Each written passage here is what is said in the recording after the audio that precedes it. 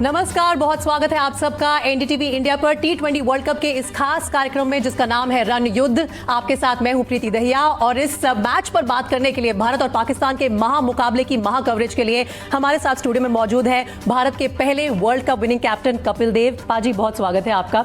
उनके साथ ही पूर्व भारतीय क्रिकेटर निखिल चोपड़ा भी हमारे साथ मौजूद हैं और अतुल वासन, आप दोनों का भी बहुत स्वागत है इस शो में। और इस महामुकाबले की बड़ी कवरेज यहां सिर्फ हमारे स्टूडियो से नहीं होने वाली है, हम आपको सीधा कोलंबो भी लिए चलेंगे जहां से एनडीटीवी के कंसल्टिंग स्पोर्ट्स एडिटर बोरिया मजूमदार और स्पोर्ट्स एडिटर विमल मोहन भी हमारे साथ मौजूद हैं। आप दोनों का भी स्वागत है। सबसे पहले इस महामुकाबले के बारे में बता दूं दर्शकों को, इसका इंतजार जो करोड़ों क्रिकेट के प्रशंसक हैं उनको बेसब्री से होता है। यह मुकाबला श्रीलंका के कोलंबो के आर प्रेमदासा स्टेडियम में खेला जाएगा और इस महामुकाबले से पहले कैसे भारत ने पाकिस्तान पर बढ़त बना रखी है, क्यों पाकिस्तान के लिए भारत के साथ ये मैच बहुत बड़ी चुनौती है, किस तरह से दोनों टीमों की तैयारी हो रही है, सब मुद्दों पर चर्चा करेंगे अपने खास मेहमानों के साथ। शुरुआत पाजी आपसे ही करते हैं। बहुत से लोग कह रहे हैं भारत और पाकिस्तान के मुकाबले से पहले कि जो इंडियन टीम है वो फेवरेट्स का टैग लेकर इस मुकाबले में जा रही है। आपका क्या कहना है इस पर? इस पे कोई दो राय नहीं है कि जिस तरह की इंडियन टीम क्रिकेट खेल रही है वो सही है कि हाँ हम फेवरेट हैं, लेकिन T20 में अगर आप हाल ही के कुछ मैच देखें, देखिए जिम्बाब्वे अगर ऑस्ट्रेलिया को हरा सकता है, कुछ भी हो सकता है। हाँ फेवरेट है, लेकिन उस दिन कौन बेहतर खेलता है वो ज़्यादा इम्पॉर्टेंट है। बिल्कुल। और कहीं ना कहीं निखिल, क्या ये जो फेवरेट्स का टैग होता है, ये प्रेशर तो बहुत जाहिर है कि ऐड तो करता ही है उस टीम पर जिसे फेवरेट्स कहा जाता है, लेकिन क्या पाकिस्तानी टीम की जो परफॉर्मेंस हमने देखी है उनके पहले दो मुकाबलों में, उन्होंने इस फैक्टर को थोड़ा सा न्यूट्रलाइज कर दिया क्योंकि वो भी बहुत अच्छा खेल रहे हैं इस वर्ल्ड कप में? जी हाँ, इसमें कोई दो राय नहीं। 20 ओवर की क्रिकेट में और ख़ास तौर से जो ओपोनेंट थे बगैर किसी भी टीम का अनादर किए हुए, आप कह सकते हैं कि उनके कम से कम जो पहले दिक्कतें थी टॉप ऑर्डर की वो कुछ रंग में नज़र आ रही है, उनकी गेंदबाजी में थोड़ी सी और वो धार नज़र आ रही है, तो चीज़ें उनके लिए ठीक नज़र आ रही। और अतुल, कहीं ना कहीं as a cricket lover, cricket fan के बतौर ये अच्छी बात भी है क्योंकि हर बार एक तरफा मुकाबला हो, भारत बड़ी आसानी से पाकिस्तान के खिलाफ जीत जाए, वो भी हम सब नहीं चाहते। फिर भी टिकटें नहीं मिल रही हैं, फिर भी लोग जा रहे हैं, तो कमाल है। और मुझे लगता है कि मैं उस मैच पे ज़्यादा मज़ा लूँगा जिसमें मुझे पता नहीं कौन जीतेगा। यहाँ पे मुझे लग रहा है कि हमारी टीम, सब कह रहे हैं बहुत स्ट्रॉन्ग है भी, मैन टू मैन पेपर पे भी है, पर क्या है कि T20 एक ऐसा फॉर्मेट है जहाँ पे झटका लगता है। हमने अभी 2-3 झटके देखे। नेपाल ने ऑलमोस्ट हरा दिया था, फिर नेपाल इटली से हार गया जी। इटली में अगर किसी को रोक के पूछो भी कितने खिलाड़ी होते हैं क्रिकेट में, उनको नहीं पता। तो ये मुझे देखिए जिम्बाब्वे ने भी हराया। तो I think this format gives chance to underdog, और पाकिस्तान अंडरडॉग है तो उनको क्या है कि नथिंग टू लूज वाली बात है, पर नथिंग टू लूज है नहीं, क्योंकि इस पिछले हफ्ते में जो टाइमलाइन हुई है ना, वो इतना हवा बना दिया। और मैं चाहता हूँ कि जैसे चैंपियंस ट्रॉफी में मोहसिन नकवी साहब आसपास घूम रहे थे टीम के, वो हमारे लिए काम कर रहे थे, तो वो उनका प्रेशर रहता है। तो मुझे लगता है कल अगर आएंगे तो फिर पक्का जीत जाएंगे। चलिए, जो भी आपने तमाम बातें कही हैं, एक बार कोलंबो से भी पूछ लेते हैं। वहां पर मौजूद है बोरिया मजूमदार और विमल मोहन। बोरिया, पहले तो आप ये बताइए कि टिकट्स मिल रही हैं या नहीं मिल रही हैं, और दूसरा किस तरह का माहौल है, किस तरह का जो वाइब होती है इस बड़े मुकाबले से पहले, आपने वो कैप्चर की होगी। और जो फैक्टर्स अतुल कह रहे हैं कि कहीं ना कहीं पाकिस्तान पर प्रेशर बनाने वाले खुद उनके अपने ही लोग हैं भारत से ज्यादा। पहला सवाल, टिकट्स मिल रहा है नहीं मिल रहा है? एकदम ही नहीं मिल रहा है, एक भी टिकट अवेलेबल नहीं। कल हम लोग जब पाकिस्तान प्रैक्टिस खत्म करने के बाद बाहर निकले तो एटलीस्ट 50 इंडियन फैन हमें मिल गए कि एक टिकट दिला दीजिए, जो भी पैसा लगेगा हम लोग पे करने के लिए तैयार है, टिकट दिला दीजिए। होटल रूम्स, ये जो पाकिस्तान टीम का जो होटल है यहाँ पे $400-500 में भी नहीं मिल रहा है। ताज समुद्रा $500-600 तक hotel rooms are being kind of priced. So चारों तरफ, I mean the vibe you're asking, airport भरा हुआ है, एब्सोल्युटली। फोन कार्ड, सिम्स, सारे दुकान भरे हुए हैं, रेस्टोरेंट्स भरे हुए हैं, नाइट लाइफ इज बजिंग। खाली एक ही चीज है Preeti, as we kind of do this show, the sky is turning cloudy, बारिश होने का चांस है। इंडिया का प्रैक्टिस इंपैक्टेड हो सकता है, कल भी बारिश होने का चांस है, ये थोड़ा सा अच्छा नहीं लग रहा है। बट अदरवाइज देखिए, श्रीलंका का भी ओलंपिक गेम्स होस्ट नहीं करेगा या कॉमनवेल्थ गेम्स होस्ट नहीं करेगा, उनके लिए यही ओलंपिक्स है। और अगर आप इस शहर में अभी आओ तो आपको पता लग जाएगा what I am saying, because the buzz everywhere, tuk driver to Uber driver to hotel receptionist to everyone is saying एक टिकट दिला दीजिए। चलिए, अच्छा लगा जानकर कि आखिरकार कोलंबो को इस बड़े मुकाबले की मेजबानी करने का भी मौका मिल गया, क्योंकि अगर पाकिस्तान की चलती तो शायद ये मुकाबला वो लोग नहीं करा पाते अपने स्टेडियम में। विमल, आप शायद स्टेडियम में ही मौजूद हैं। जिस खतरे के बादल का जिक्र किया बोरिया ने अभी, आपको भी नजर आ रहे हैं। कल कहा जा रहा है कि संभावित तौर पर बारिश होगी इस मुकाबले से पहले पूरे दिन में। किस तरह का इस वक्त जो प्रिडिक्शन है वेदर को लेके वो चल रहा है, और उसके चलते दोनों टीम्स की तैयारी पर क्या असर होगा? आपने जैसे ही शुरू किया बारिश शुरू हो गई और बारिश से हुई है। ऊपर जो बादल है वो काले काले आपको दिख रहा है। कल 65% क्योंकि वहां से बारिश की बात आशंका कही जा रही है, और इसलिए बारिश तो होगी। लेकिन आपको बता दूं चंदासा स्टेडियम का ड्रेनेज सिस्टम बहुत ही शानदार है। मतलब एक तो पूरा कवर किया जा सकता है, आधे घंटे के अंदर सारा ड्रेन आउट किया जा सकता है। कई बार ये एग्जाम्पल सेट हुआ है। तो मुझे लगता है मैच में बारिश अगर हुई भी तो मैच के दौरान जो कि जिसकी आशंका जताई जा रही है तो पूरा बर्बाद नहीं होगा, की जा सकती है। और जो आप अनसर्टेनिटी की बात कर रही है, एक फैन है हमारे, इसको आपने एशिया कप में भी देखा होगा, एक क्रॉस वर्ल्ड ट्रैवल करते हैं और आपको करीब 70-80 हजार रुपए की टिकट पड़ी अनसर्टेनिटी की वजह से। बिल्कुल, अनसर्टेनिटी की वजह से बहुत ज्यादा नुकसान हुआ है। आने की टिकट जो मेरे को यहाँ पड़ी है वो 60,000 की और जाने की 80,000।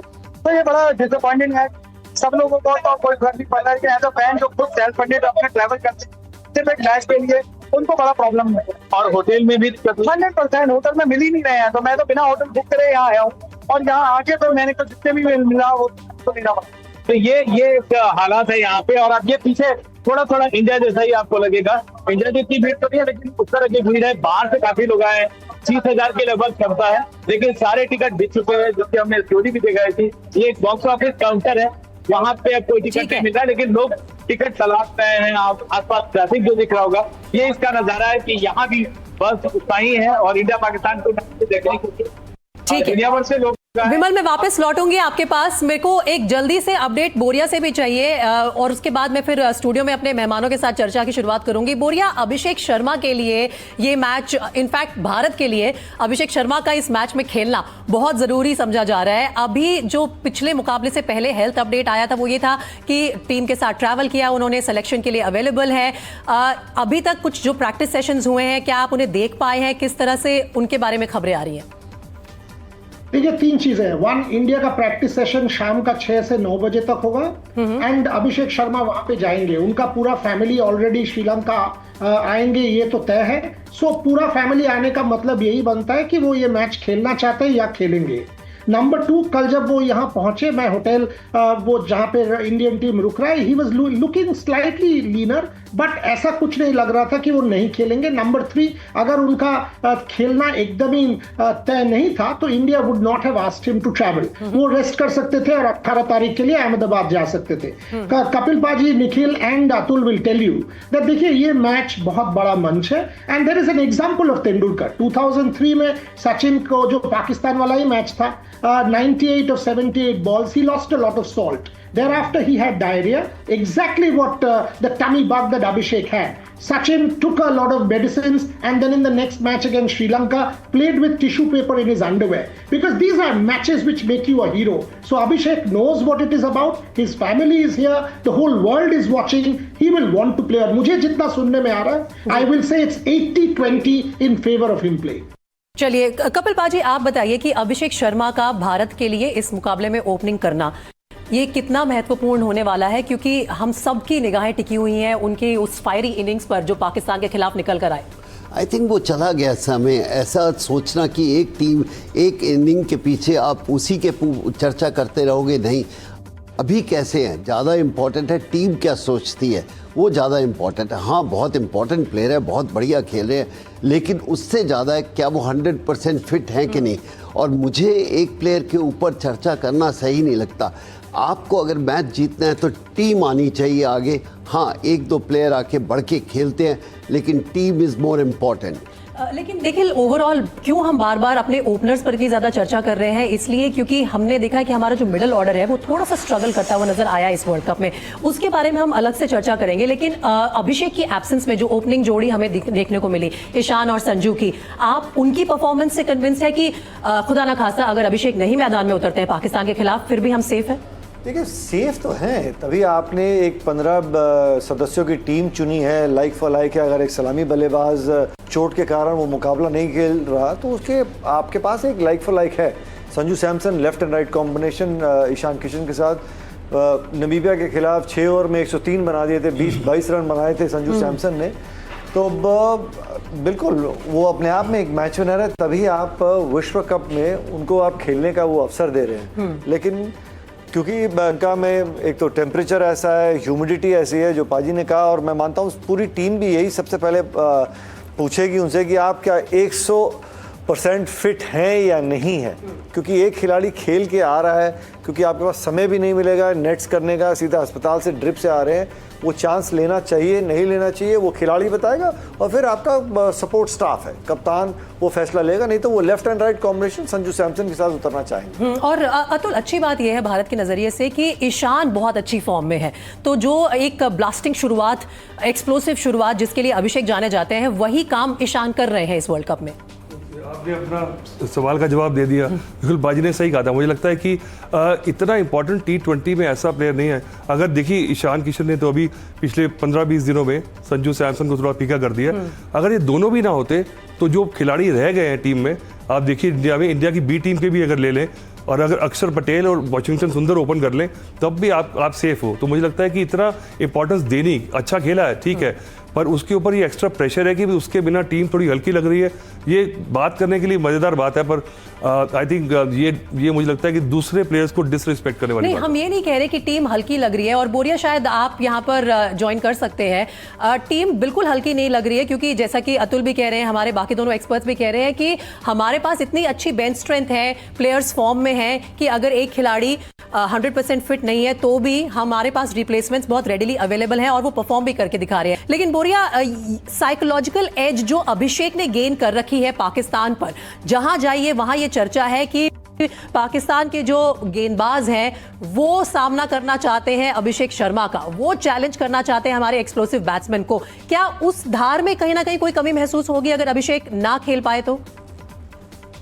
देखिए, सलमान अली आगा उनका प्रेस कॉन्फ्रेंस में भी अभी थोड़ी देर पहले जिक्र किया कि वो भी अभिषेक शर्मा वो खेल पाएंगे या नहीं खेल पाएंगे, इस पे वो बहुत क्लोजली ध्यान दे रहे हैं। क्यों दे रहे हैं? क्योंकि अभिषेक शर्मा एक इंपॉर्टेंट प्लेयर है, और एशिया कप में भी हमने देखा 3 मैचेस में 2 मैच अभिषेक शर्मा का explosive batting at the top of the order से इंडिया आगे बढ़ चुका है। But you know, all our experts have said this and this is fair. अगर आप इंडिया जो प्लेयर्स को सिलेक्ट नहीं किया है, यशस्वी जायसवाल, वैभव सूर्यवंशी, इनको भी खिला दे, ये टैलेंट हमारे पास है, एक abundance of talent. Having said that, अगर आज की डेट में ये वर्ल्ड कप टीम में हम देखें, अभिषेक शर्मा एंड ईशान किशन जो साइकोलॉजिकल एज कोई भी टीम पे हावी हो सकते हैं, दैट इज इंपॉर्टेंट, वो हम डिनाई नहीं कर सकते, and that's why you would want an Abhishek Sharma to play.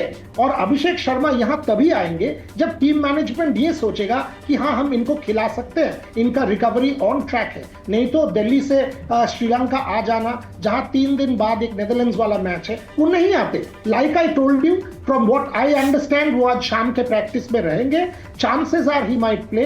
हाँ, एक 80-20 चीज तो है ही, ऑलवेज है, बट उनका फैमिली भी यहाँ आ रहा है, and from the psychological standpoint Pakistan will definitely breathe a sigh of relief अगर वो नहीं खेलते।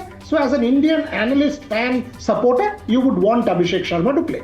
जी, कपिल पाजी, आगे अगर इस चर्चा को हम लेके जाएं तो पाकिस्तानी टीम ने जो परफॉर्मेंस करके दिखाई है अपने पहले 2 मुकाबलों में ग्रुप स्टेजेस के, ये साफ नजर आ रहा है कि उनके जो स्पिनर्स हैं वो बहुत अच्छा कर रहे हैं। 4 स्पिनर्स के साथ मैदान में उतर रहे हैं। कहीं ना कहीं एक बड़ा यूनिक कॉन्टेस्ट होने वाला है, अनोखा कॉन्टेस्ट होने वाला है, क्योंकि ज़्यादातर पाकिस्तान के फास्ट बॉलर्स और भारत के बेहतरीन जो बैटर्स हैं उनके बीच में मुकाबला होता था। लेकिन इस बार पाकिस्तान मैदान में लेके आया है अपने स्पिनर्स, और उनका सामना करना है इंडियन बैटिंग को। उस मुकाबले के लिए हम कितने तैयार नजर आ रहे हैं? आई थिंक वो एक समय था जो पाकिस्तान के तेज़ गेंदबाजों का बहुत बोलबाला था, लेकिन हाल ही में देखा जाए पिछले 2, 4, 5 साल में ऐसा नहीं है। हाँ, उनके पास अच्छे तेज़ गेंदबाज हैं, लेकिन वो जो पहले बोला जाता था इंडियन टीम के लिए कि तेज़ गेंदबाजी को हैंडल करना मुश्किल है, आज शायद हम खुद देख रहे हैं कि स्पिनर को हैंडल करना ज़्यादा मुश्किल है। चाहे वो टेस्ट क्रिकेट देखो, वनडे क्रिकेट देखो, T20 देखो, हमारे प्लेयर थोड़ा बहुत स्ट्रगल कर रहे हैं स्पिनर्स के अगेंस्ट। शायद पाकिस्तान ने वही एक पैंतरा लगाया है कि हम स्पिनर को आगे लेके आएंगे। उनके वो भय निकल गया है कि तेज़ गेंदबाज मैच जिता सकते हैं। अब स्पिनर का बोलबाला है, शायद वो ज़्यादा भरोसा स्पिनर्स के ऊपर कर लेकिन रहे हैं। पाजी आपकी ऑब्जर्वेशन क्या है, हम क्यों स्ट्रगल करते हुए नजर आ रहे हैं स्पिन के खिलाफ? डोमेस्टिक क्रिकेट जब नहीं खेलेंगे तो ये हालत आएगी। तो अगर वो बड़ी पिक्चर है, यहाँ पर चर्चा करने की ज़रूरत नहीं है। इन बच्चों को जाके रणजी ट्रॉफी, दिलीप ट्रॉफी, जितना ज़्यादा से ज़्यादा वो लोकल क्रिकेट खेलेंगे, वहाँ पर स्पिन का थोड़ा सा ज़्यादा दबदबा होता है। तो वो इतनी क्रिकेट हाल ही में ये लड़के जो हैं, इनका इतना बिजी शेड्यूल है, मौका ही नहीं मिलता इनको जाके होम क्रिकेट खेलने का। पाकिस्तान के जो कप्तान है सलमान अली आगा, उन्होंने भी अपनी प्रेस कॉन्फ्रेंस में कहा है कि उनके स्पिनर्स जो हैं वो एक अहम भूमिका निभाने वाले हैं इस मुकाबले में भारत के खिलाफ। निखिल, अगर जरूरत पड़ेगी हम उनको यूज कर सकते हैं। सारे ऑप्शंस ओपन है। सेकंड थॉट है। जी। पहले होता था कि हमारे फास्ट बॉलर हैं और ज़रूरत पड़ेगी हम स्पिनर को यूज़ कर सकते हैं। ये पहली बार सुनने को मिला है कि पाकिस्तान के कप्तान से अगर ज़रूरत पड़ी हमारे फास्ट बॉलर भी हैं। हाँ, और निखिल ये भी बड़ी ताजुब की बात है, बाजी ने बिल्कुल सही पकड़ा है सलमान अली आगा की बात को। दरअसल सवाल अब पाकिस्तानी टीम से ये भी पूछे जा रहे हैं कि जो आपके premium self claimed premium fast bowler है शाहीन शाह अफरीदी, वो बहुत अच्छी फॉर्म में नजर नहीं आ रहे, उनकी लय थोड़ी हिली हुई नजर आ रही है। तो क्या आप उनको भी रिप्लेस करके 5 स्पिनर्स के साथ आना चाहेंगे? मेरे ख्याल वो हो सकता है, बिकॉज जिस तरीके से श्रीलंका में प्रेमदासा स्टेडियम में अमूमन देखा है कि हमेशा वो गेंद थोड़ा सा स्पिनर को तो ज़्यादा मदद देता है, गेंद ग्रिप करता है। इसलिए हैरान नहीं होगा कि एक और स्पिनर को खिलाने के बारे में सोच सकते हैं, पर मुझे लगता नहीं ऐसा होगा क्योंकि शाहीन शाह अफरीदी उनके सीनियर प्लेयर हैं, वो शायद नया बॉल डालेंगे, बॉल स्विंग कराएंगे। नहीं तो एक सोच ये भी है कि जो साइम अयूब है उनसे आप बॉलिंग ओपन कराएंगे क्योंकि ऑफ स्पिन डालते हैं। अगर अभिषेक खेल रहे हैं साथ में ईशान किशन, 2 लेफ्ट हैंडर खेलेंगे तो एक तरफ आपके ऑफ स्पिनर रहेंगे, नया गेंद, कड़ा गेंद, और फिर जैसी बॉल पुराना होगा पावर प्ले के बाद आप शाहीन अफरीदी को लेके आएंगे ताकि वो फिर थोड़ा स्लोअर बॉल डालेंगे। क्यों वो चीज़ें, कुछ चीज़ें ऐसी हैं जो फिर वो कंडीशंस डिक्टेट करेंगी आप अपने बॉलर्स को कैसे रोटेट करते हैं। तो कंडीशंस के बारे में अतुल अगर मैं आपसे पूछना चाहूँ तो ट्रेडिशनली प्रेमदासा में हमने किस तरह की पिचेस देखी हैं, और भारतीय टीम को भी ऑब्वियसली वो सारे स्टैट्स वगैरह मिल जाएंगे, अपनी रिसर्च करके मैदान पे उतरेगी टीम। तो यहाँ पर कॉम्पोजिशन में क्या हमारी तरफ से भी कुछ बदलाव हो सकते हैं? हाँ बिल्कुल, मुझे लगता है कि ये 225 रन की पिच नहीं है। अगर आप 225 बनाने गए तो 170 भी नहीं बनेंगे।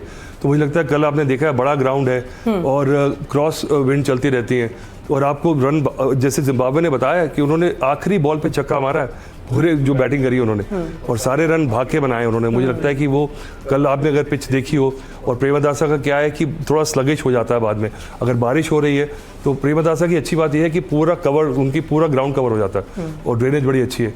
तो मैच तो मुझे लगता है पूरा होगा। पर पाकिस्तान, मुझे लगता है शाहीन शाह अफरीदी पे मुझे कई बार तरस भी आता है, क्योंकि उसको बेचारे को 1-2 मैच के बाद ही उन्होंने उसको वसीम अकरम बना दिया। अब वो बेचारा वसीम अकरम के हिसाब से चलता रहा, उसको उस तरह से देखना शुरू कर दिया, और वैसा तो हुआ नहीं, तो अब बिल्कुल नज़रों में गिर गया। हारिस राव आए थे, मुझे लगता है कि पाजी ने बड़ी अच्छी बात की, फास्ट बॉलर जो थे ना, एक ग्रेट बॉलर होना तो आपका बॉलिंग अटैक साथ में बन जाता है। पाकिस्तान की प्रॉब्लम रही है पिछले 10-12 साल में, कोई वर्ल्ड क्लास फास्ट बॉलर नहीं रहा जो कि दूसरी अपनी पूरी पेस अटैक को बना सके, तो वहाँ स्ट्रगल कर रहे हैं। तो मुझे लगता है कि हाँ, जी जी वैलिड पॉइंट है। जी पाजी, मेरे को लगता है कि जो बड़ा अच्छा बोला है कि ये 220 की पिच शायद ना हो, और अगर 100 पहले 160 170 बनाने बहुत ज़रूरी है। फिर आप 3 ओवर आखिर में सोच सकते हो क्या टारगेट बना सकते हैं। लेकिन अगर आप 140 150 हैं, गेम बन सकती है, लेकिन फिर दूसरी जो बैटिंग कर रही है वो हमेशा हावी रहेगी आपके ऊपर। सो टारगेट 220 से अच्छा 170 प्लस हो तो सेफ होना चाहिए। तो पाजी, आप कहीं ना कहीं ये जो अप्रोच है कि जाते ही एक एक्सप्लोसिव स्टार्ट होना चाहिए और धुआंधार आपको छक्के चौके लगाकर बाउंड्रीज के जरिए रन बनाने चाहिए, उससे थोड़ा बच के चले भारतीय टीम, कॉशियस अप्रोच रखे? देखिए, अभी हाल ही में देखा है उनका एटीट्यूड बिल्कुल अलग है इंडियन टीम का। वो परवाह नहीं करते, अगर उनके 4 प्लेयर भी आउट है वही माइंडसेट से खेलते हैं। लेकिन मुझे ऐसा लगता है क्रिकेट देखते हुए कि आपके मेन बैट्समैन जो हैं नंबर 6-7 तक, वो आखिर के 3 ओवर ज़रूर खेलें। अगर वो नहीं खेलते तो फिर प्रॉब्लम है। आप जिस तरह भी आपने प्लानिंग करनी है करें, लेकिन मेन बैट्समैन लास्ट के 3 ओवर खेलेगा तो रन बनाने की उम्मीद बढ़ जाती पर वो भी गारंटी नहीं है। हमने पिछले मैच में देखा, हार्दिक पांड्या सेट थे, जी। शिवम दुबे थे, फिर भी आखिरी 4 ओवर में सिर्फ 24 रन बने हमारे।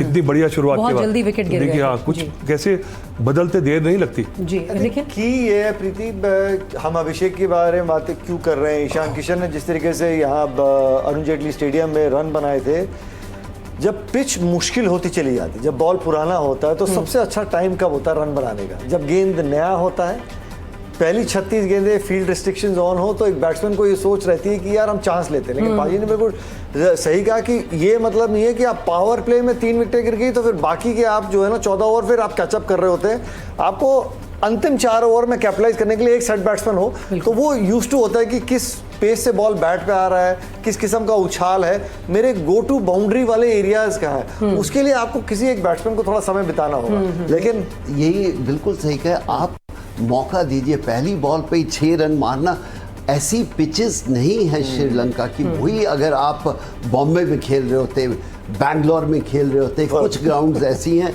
जहां आप ऐसा चांस ले सकते हैं, लेकिन वहां पर थोड़ा सा समय चाहिए और ग्राउंड बहुत बड़े हैं। आउट होने के, अगर आपके 2 मेन बैट्समैन आउट हो गए, दूसरी टीम का हौसला बढ़ जाता है। तो इसलिए अगर एक आधा ओवर नहीं भी रन बनता तो अकॉर्डिंग टू द सिचुएशन आपको चेंज करना हो। बोरिया, इसी सवाल को लेकर आपके पास आ रही हूँ और इसमें हम पाकिस्तान की जो स्ट्रेंथ है उसको भी मिक्स कर देते हैं कि एक तो अपनी जो अप्रोच है कंडीशंस के हिसाब से भारतीय टीम को उसको थोड़ा मॉडिफाई करना होगा, और दूसरा ये है कि जो पाकिस्तान के स्पिनर्स हैं, क्या ये जरूरी है कि कहीं ना कहीं आप पहले उनको परख लें, थोड़ी रिस्पेक्ट दें उनकी गेंदबाजी को, सोचकर समझकर शॉट सिलेक्शन करना बहुत जरूरी होगा? देखिए, कल मैं पाकिस्तान का प्रैक्टिस में था, वो 3 घंटा करीब सेंटर विकेट में प्रैक्टिस कर रहे थे and the batsman were struggling.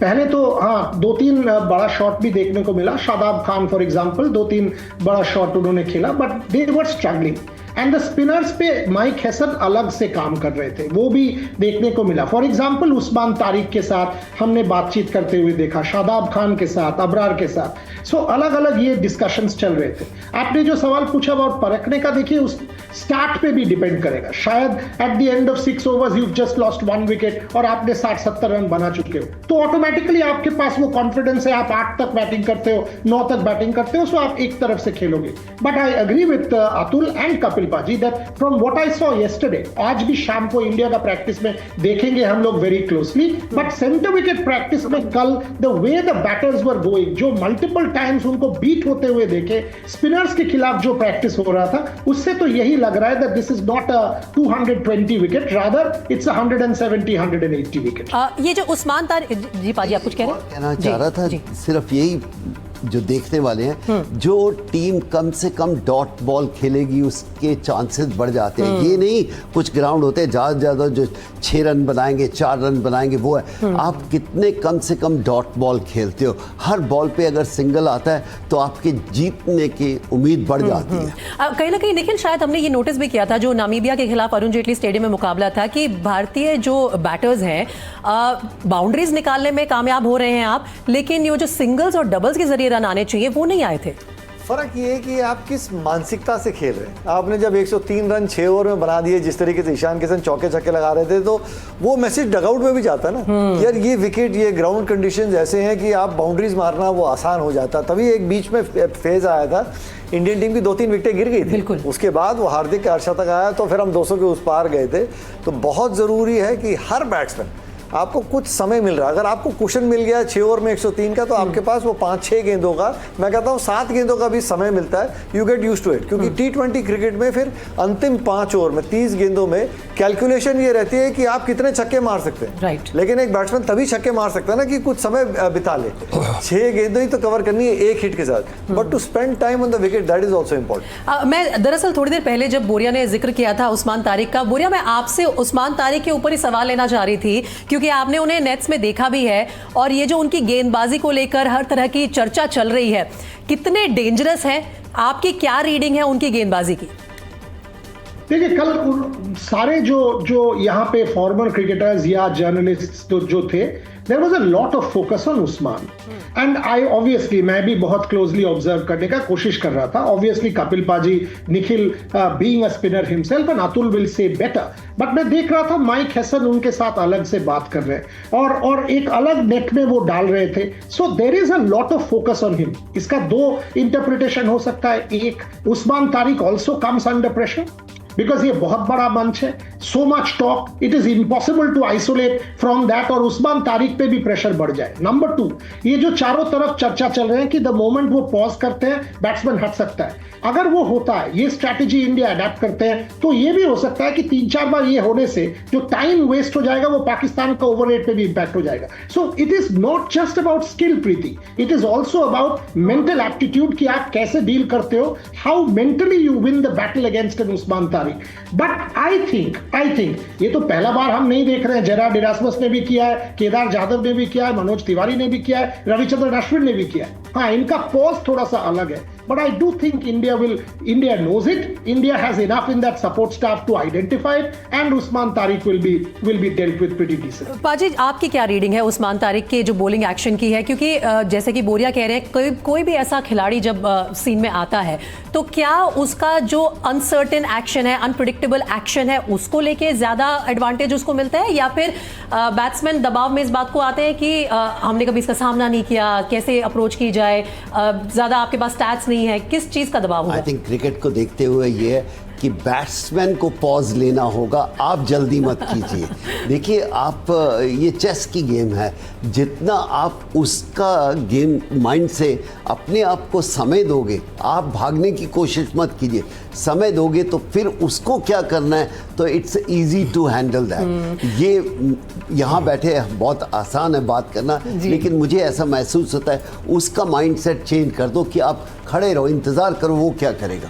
Nikhil, rules क्या कहते हैं? क्रिकेट के रूल्स को अगर हम अपने दर्शकों को एक्सप्लेन करना चाहें तो क्या ऑब्जेक्शन आ रहा है उस्मान तारिक की गेंदबाजी पे, और क्या ऑब्जेक्शन ये ज्यादा बड़ा है कि वो पॉज लेते हैं डिलीवरी से पहले? तो ये बड़ा इंटरेस्टिंग सा सवाल है और बड़ी फाइन लाइन है, और एम्पायर का काम और मुश्किल हो जाता है. सबसे पहले तो जो उनको एक्शन को लेके चर्चा चल रही है, कंधे से नीचे आप डिलीवर करेंगे तो फिर उसमें आपत्ति होगी, एम्पायर आपको वो बॉल डालने नहीं देंगे. कंधे के ऊपर से आप डालेंगे तो आप कर सकते हैं. वो 2 बारी उनका एक्शन सस्पेक्ट में आके फिर आईसीसी ने क्लियर किया था कि अब ये 15 डिग्री एल्बो बेंड होके अगर सीधी हो रही है तो अलाउड है.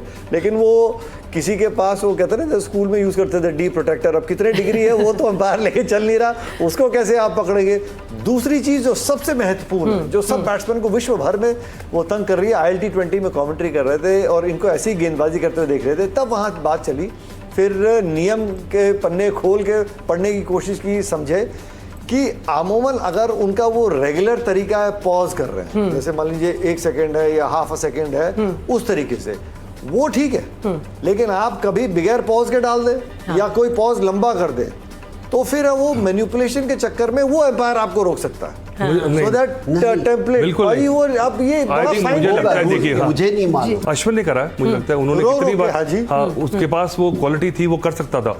पर अगर सारी बॉलें ये ऐसे ही करते हैं तो एक एडवांटेज सिर्फ मुझे लगता है कि ऐसा कुछ नहीं कि अजीब सा. मलिंगा को शुरू में खेलना ज्यादा मुश्किल था, पर ये कि 4 ओवर मिलने हैं, हमने हमारे बल्लेबाजों को इनका आइडिया नहीं है, तो ऐसा नहीं है कि सेट नहीं हो सकते, पर वो थोड़ी बॉलें निकल जाएंगी. सिर्फ वो एडवांटेज है मुझे लगता है. पर ऐसा कोई मिस्ट्री बॉलर नहीं है. मुझे तो तरस भी आ रहा है कि कल अगर मार पड़ी तो उस्मान तारिक ही चली जाएगी उनकी. तो मुझे लग रहा है ऐसा, मुझे लग नहीं रहा, ऐसा मुझे डीमन बॉलर लग नहीं रहा कि भैया, पर इतना हवा बना दिया है. अब वो बोरिया भी कह रहे हैं, माइक हैसन बात कर रहे हैं, क्या बात कर रहे हैं, क्या समझा रहे हैं. वो 30 साल की उम्र में खेलने आया है, वो उसे मत समझाओ, वो जो करता आ रहा है वही करने दो. ये ऑस्ट्रेलियन ज्यादा समझाते हैं, कहीं मरवा देंगे. पाजी, वो जो पॉज ले रहे हैं अपनी गेंदबाजी में डिलीवरी से पहले, आपको क्या लगता है वो स्ट्रेटेजिक कैलकुलेटेड पॉज है, या गेंदबाजी का एक्शन ही ऐसा है जिसमें वो एक एक्स्ट्रा एलिमेंट ऐड कर रहे हैं? बिल्कुल कर रहे हैं, क्योंकि ये T20 में जितना आप नॉवेल्टी लेके आओगे उतने आप बेहतर हो. जो अतुल ने बोला कि 24 गेंदें हैं, 24 गेंदों में अगर 6 गेंद निकल जाते हैं तो एक बड़ी जीत है गेंदबाज के लिए. शायद आज जैसे मलिंगा का बात किया, शुरू में आए थे बैट्समैन को थोड़ा सा ही, थोड़े साल, एक साल खेलने के बाद, इंटरनेशनल क्रिकेट खेलने के बाद ज़्यादा फर्क नहीं पड़ेगा। फिर तो बैट्समैन भी समझ आता है। जैसे कोई बैट्समैन जैसे अभिषेक है, पहली बॉल से 6 मारता है, तो गेंदबाज भी बहुत स्टडी करके आता है कि इसको कैसे करना है। सिलेबस बढ़ता जा रहा है, दिन ब दिन पढ़ाई मुश्किल होती जा रही है क्रिकेटर्स के लिए। बोरिया, आप कुछ कहना चाह रहे हैं यहाँ पर? हाँ जी, मैं ये सोच रहा था कि देखिए, हम लोग सारे बात कर रहे हैं उस्मान तारिक, चलो उस्मान तारिक ये कर सकता है, वो कर सकता है, बट उस्मान तारिक के तरफ से अगर आप देखोगे, किसके साथ उन्होंने डाला है? नेदरलैंड्स। किसके साथ उन्होंने डाला है? यूएसए। अरे दूसरा तरफ कपिल देव को डालो, फिर बोलो उस्मान तारिक किसको डाल रहा है? उस्मान तारिक सूर्य कुमार यादव को डाल रहा है, ईशान किशन को डाल रहा है, हार्दिक पांड्या को डाल रहा है, तो तब देखो ना उनका देन वी विल सी कि कितना बड़ा बॉलर है। So it is not as if कि we will build Usman Tariq up. अभी तक नेदरलैंड्स और यूएसए के साथ इंडियन बैटिंग लाइनअप का कोई कंपैरिजन ही नहीं हो सकता है। So Usman Tariq is also up against batters जो वर्ल्ड के बेस्ट बैटर्स है। यार मेंटली उनको भी प्रेशर आएगा, and if the Indians win this mental battle, then as Atul said, Usman Tariq could be taken to the cleaners. So ये भी इंपॉर्टेंट है कि कौन बैटिंग कर रहे हैं। बिल्कुल ठीक बात कही आपने, क्योंकि अभी तक असली टेस्ट हुआ ही नहीं है उस्मान तारिक का। जब वो असली मुकाबला होगा तब देखना होगा कि कौन ऊपर आता है उस मुकाबले में। लेकिन सलमान आगा ने अपनी प्रेस कॉन्फ्रेंस में कहा है कि उस्मान तारिक जो है वो हमारे ट्रम्प कार्ड है। ये क्या होता है कि जब आप एक बड़ा प्लेयर, कुछ ऐसा एलिमेंट लेके आते हो ना, दूसरी टीम 1 घंटे का है, 15-20 मिनट एक प्लेयर के ऊपर दे देते हैं। अगर सचिन खेल रहा है, सब टीमों का है सचिन को कैसे या वीरेंद्र सहवाग को कैसे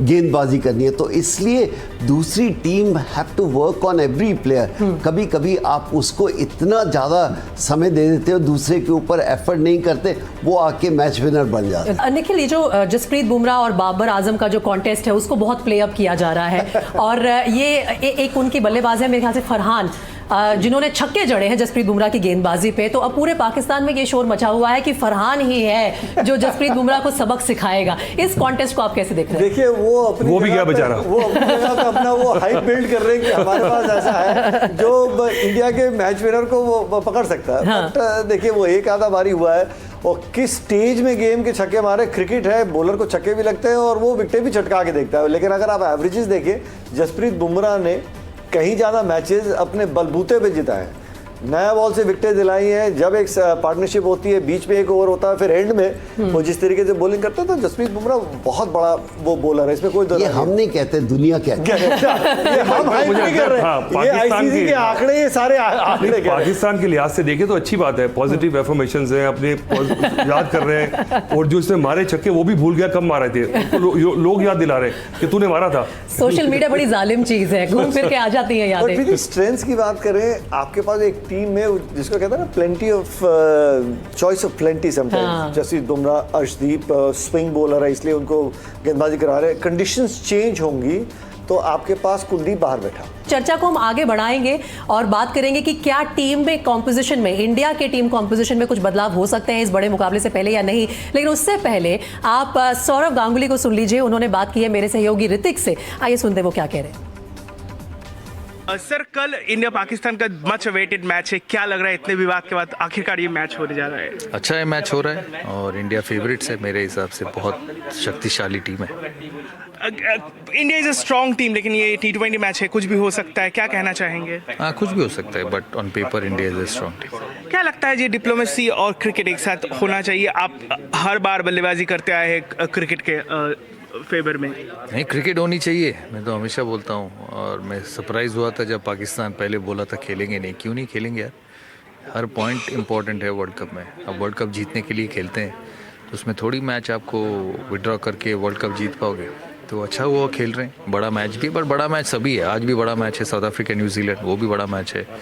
इंडिया ऑस्ट्रेलिया भी बड़ा मैच होगा, इंडिया वेस्ट इंडीज़ भी बड़ा मैच होगा। तो सारे बड़े मैचेस है। इंडिया पाकिस्तान हम थोड़ा एक्साइटेड हो जाते हैं, बट मैचेस तो सारे बड़े हैं। और ऐसे माहौल में जब इतना हाई टेम्पर है, और मैं कभी इंडिया पाकिस्तान से इतना एक्साइट हुआ नहीं है, क्योंकि हर मैच बड़े मैच है। और मैं समझता हूँ इंडिया ऑस्ट्रेलिया मैच में तो इंडिया को और ज़्यादा अच्छा खेलना पड़ेगा, इंडिया साउथ अफ्रीका मैच में इंडिया को और ज़्यादा अच्छा खेलना पड़ेगा हराने के लिए। तो जैसे मैंने कहा, इंडिया मेरे हिसाब से फेवरेट्स है। पास्ट रिकॉर्ड भी वही बोलते हैं, बहुत मैचेस जीते हैं, लेकिन कल देखो क्या होता है। Former India captain Sourav Ganguly का आप सुन रहे थे। और जैसे कि हमारे सारे मेहमान कह रहे हैं, तमाम क्रिकेटर्स कह रहे हैं कि हर मुकाबला बड़ा होता है, इंडिया पाकिस्तान को थोड़ा सा ज़्यादा बड़ा होता है। मेरे ख्याल से सीढ़ी में अगर कहीं लगाया जाए उसे तो पता चल जाएगा कि उसका थोड़ा सा ऊपर लेवल, इसलिए क्योंकि इंटेंसिटी बहुत हाई हो जाती है इस मुकाबले में दोनों ही टीम्स की तरफ से। आई थिंक इट्स बहुत डिपेंड करता है पिच क्या है। हम यहाँ बैठ के बड़े आराम से चर्चा कर लेते हैं, उस समय कॉम्बिनेशन टीम का क्या बनता है। हाँ, अगर इतना नंबर 7 के बैट्समैन के ऊपर आप डिपेंड कर रहे हैं तो फिर गेंदबाज बेहतर काम कर सकता है, लेकिन रिंकू सिंह ने इतना बेहतर काम किया, उस नंबर पे आके मैच जिताया। तो मुझे लगता है कि टीम मैनेजमेंट पे छोड़ देना चाहिए, जो उनको सही लगता है। मैच के बाद मैं जरूर आपका आंसर दूंगा। मैच के बाद इस आंसर को सबके सामने वैसे भी हम रख पाएंगे, लेकिन अतुल आपको लगता है केस बन रहा है यहाँ पर कुछ बदलाव का, रिंकू को अगर बाहर बिठाया जाए और वॉशिंगटन सुंदर या कुलदीप यादव को इंक्लूड किया जाए? मुझे लगता है कि अगर, क्योंकि आपके पास शिवम दुबे जो है वो इस पिच पे अच्छी सीम अप गेंदबाजी कर सकते हैं, तो आई थिंक बुमराह के साथ अगर वो है तो हमारे पास वो पेस सीम अप बॉलिंग का ठीक ठाक है। उसके मुझे लगता है कि जब आपके पास पाजी, मुझे जैसे पिच नज़र आ रही है तो आपको पता है कि वो भी 4 स्पिनर्स तो खेलेंगे और आप अनलीश कीजिए, क्योंकि हमें पता है कि प्रॉब्लम रही है। तो आई थिंक जैसे एग्रेसिव अगर माइंडसेट आप सिर्फ खेलने में नहीं दिखाते हैं, आप किस तरह से टीम सेलेक्ट करते हैं वो पता लगता है कि हाउ श्योर यू आर। मैं आपको याद दिला दूं, एक ओवर में सबसे ज़्यादा रन टेस्ट क्रिकेट में बनाने वाला प्लेयर कौन है, बता आपको? बताइए। बुमराह। तो फिर उसकी बैटिंग की आप बात ही नहीं कर रहे आप बात कर लीजिए उसकी बैटिंग की।